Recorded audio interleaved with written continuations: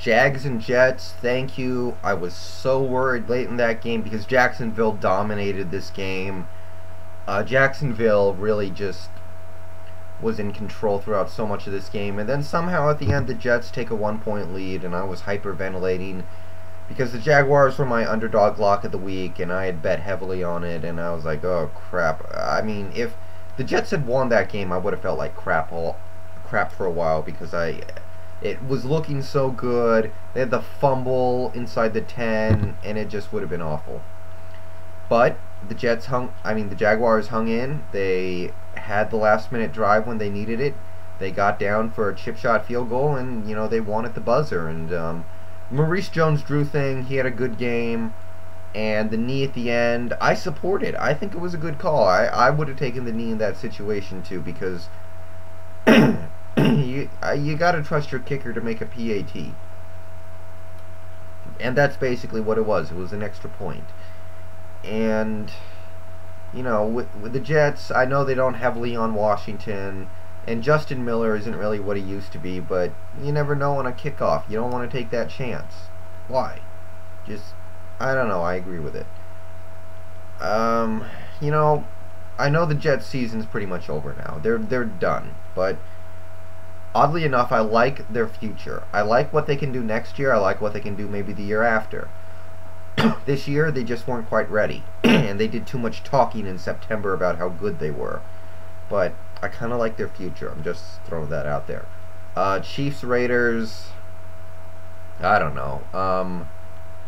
Russell got benched again, probably not permanent, but I don't agree with the move. You got to keep him out there. I don't care how bad he is. You got to throw him out there and see as much of him as you can, so you can make a judgment with all the evidence possible at the end of the year on whether or not to keep this guy.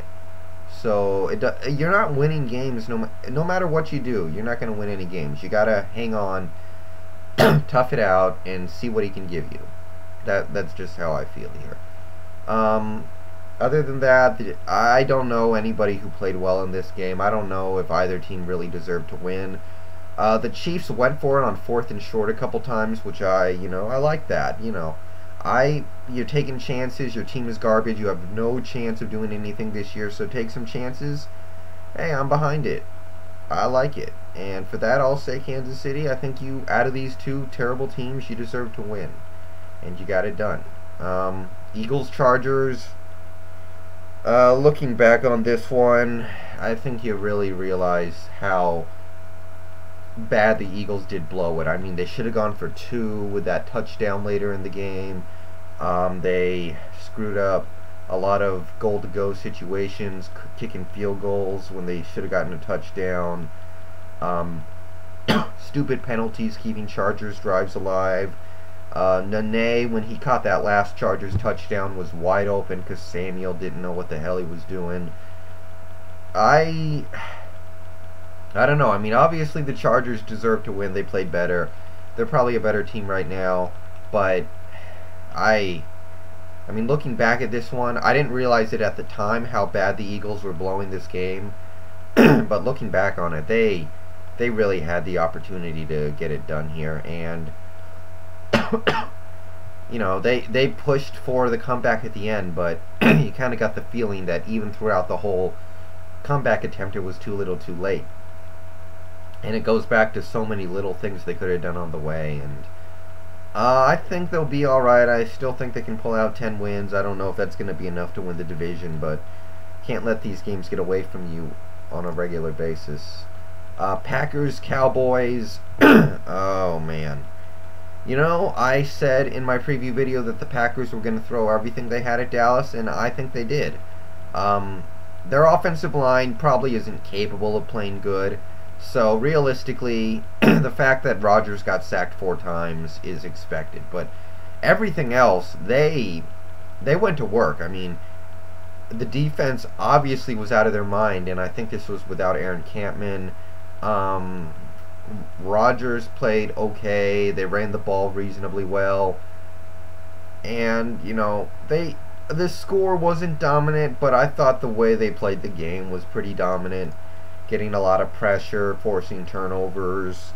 and effectively shutting them out. I mean, who cares about the garbage time touchdown to Roy Williams? And oh, and by the way, Roy Williams, I don't know, he might just suck. I mean, I've said, given him the benefit of the doubt over the year, ever since he came to Dallas, saying, well, he's okay. He's just average. Yeah, he's decent, but he might just suck. I don't know if he's going to get it. I really thought he upped his game last week against Philly, but this game was terrible. And, you know, you look at the stats, you'll say, oh, he played well, but no, he didn't. He played terrible. And I know, just about every Dallas fan I know is giving up on the guy. That's how bad it's gotten to. If you haven't, raise your hand, but almost all the Dallas fans I know have given up on this guy. I don't know. I was a fan of him coming out of college, of his talent, but something's not right. And now we get to the night game. Patriots-Colts. Classic, awesome game. One of the best games you'll ever see. Awesome comeback at the end. Great play on both sides for the most part. And drama. I don't know where to start. Colts defense, terrible game planning. I really felt like they didn't look like they were prepared for this game at all.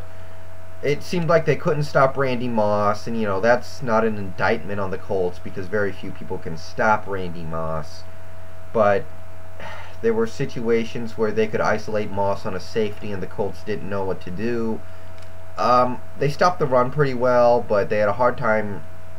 They did give up some long runs on sneaky draws, but you know, that's not a big deal. But in general, they just couldn't stop the pass through a lot of the game. In some ways, they were clutch defensively. They got an end zone interception. They forced a fumble at the 1, both of which kept the Colts in the game a little bit and really allowed the comeback at the end to happen. And it seemed like the Colts were a little unprepared, and at the same time the Patriots didn't want to take full advantage of the fact that the Colts defense didn't look unprepared. I think that Moss could have had 250 yards in this game. They just didn't go to him enough. I think, you know, Welker could have gone for 150 yards in this game, but they were dead set on feeding guys like Maroney, who played like garbage in this game. Falk played alright, but realistically, get it to Moss, get it to Welker, get it to those guys. I don't care how many catches they had in this game, and they had a lot. They did a lot good in that game, but more, you know. Why would you not want to? There's no reason not to, basically. And, you know, the other side of this whole thing is I see the argument of, well, the Patriots really blew this one. They played like crap. They gave it away. But how often do you see Peyton Manning throw 2 ducks for easy interceptions? Because he had 2 really bad picks in this game. One of them might have been on Reggie Wayne, but either way, both throws were just bad. And they punted like 7 times. How often do the Colts punt 7, 8 times? Or however many it was. They kept punting over and over. They had a hard time moving the ball through a lot of this game. So there are 2 sides to that coin. You want to talk about missed opportunities. Both teams had plenty of those. So at the end of the day, it's 35-34. It really is. Manning, other than those 2 ducks, didn't play his best game, but 4 touchdowns, over 300 yards. Garcon and Colley, well, more than anything, I thought Garcon was really screwing up for the Colts. He had a couple penalties, some drops, some costly mistakes out there. Garcon would have been one of the main goats for the game had the Colts lost. He did catch a great touchdown on a sluggo route, but got to be better than that. Colley didn't play great, but he did draw a huge pass interference, and it was pass interference. I've heard the arguments to the contrary, but I've seen it over and over. That was pass interference. And Reggie Wayne obviously played awesome. They took away Dallas Clark for a lot of the game, but that opened it up for Wayne a little bit, I'm sure. I thought Adai had a nice game. I had no problem with the way Adai played out there. Mathis. Holy crap, Mathis. That guy is so good. You forget about him next to Dwight Freeney, but Mathis is good. Mathis is a monster. And as for my thoughts on the 4th and 2, I don't mind going for it. The play call sucked, and the defense should have just let the Colts score. They should have let the Colts score as soon as possible. That's really how I feel about it, in a nutshell. And, in anticlimatically, Ravens-Browns, I got nothing to say. I didn't watch a second of this game. I have no interest in doing so. 16-0 Ravens. Basically, the Ravens won on a pick six, and what was the other one? Oh yeah, there was a touchdown, I think because Cleveland had 10 men on the field. So that's a great game for you. Stephen Hauschka, you suck. Thank God you're out of Baltimore. Although they did get Billy Cundiff, and he sucks too. I don't know if this Ravens team is going to be able to stand up to a team like the Colts next week, but right now, their offense isn't showing me much. And I'm out of time.